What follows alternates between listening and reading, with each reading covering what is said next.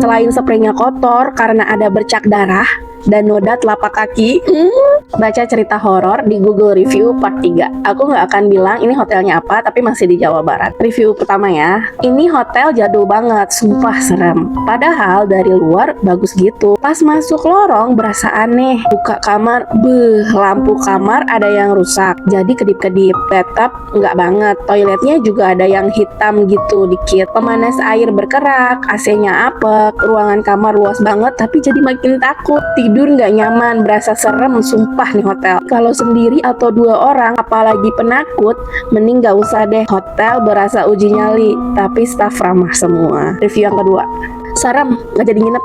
Udah gitu aja reviewnya. Serem, nggak jadi nginep.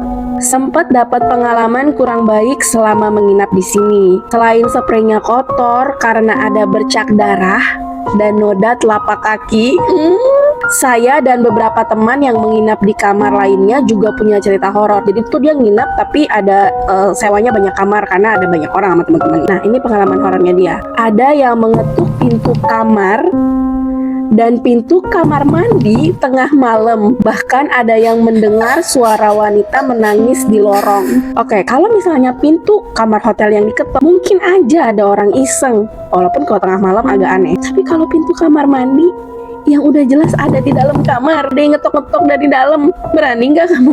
Hotel ini yang aku baca reviewnya, aku pernah nginep di sini dan aku punya pengalaman horor. Jadi waktu itu aku staycation sama anakku, begitu masuk kamar, iya benar kamarnya luas 35 meter persegi kalau nggak salah. Nah begitu masuk kamarnya langsung besar gitu kelihatan, terus jendelanya juga besar. Memang tapi ada jejak-jejak kalau ini gedung lama gitu, tapi nggak masalah, yang penting bersih. Saat aku lagi beberes di kamar itu ada tembok yang menjorok gitu, kayak dia tuh tiang kali ya. Nah anakku berdiri di situ menghadap tiang itu, terus aku lihat oh ya udah mungkin lagi main. Nah, tapi lama kelamaan aku dengar dia tuh ngobrol, terus ketawa-ketawa kayak iya gitu. Terus aku langsung takut, aku berhenti dulu ngerjain sesuatu, terus aku akhirnya nyamperin dia. Aku tanya ke dia kayak gini, "Kak, lagi apa?" Kan aku manggil anakku kakak ya. "Kak, lagi apa?"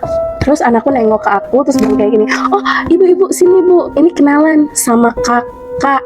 Sambil nunjuk itu tembok kosong, kenalan sama kakak sambil nunjuk tuh tembok. Nggak mau bikin panik dan bikin anakku takut. Akhirnya aku bilang, "Oh iya, halo." Aku bilang kayak gitu. Terus pelan-pelan tarik anakku, terus aku tanya, "Kakaknya siapa namanya?" Aku bilang gitu. Terus dia bilang, "Gak tahu, kakaknya perempuan, lagi di situ."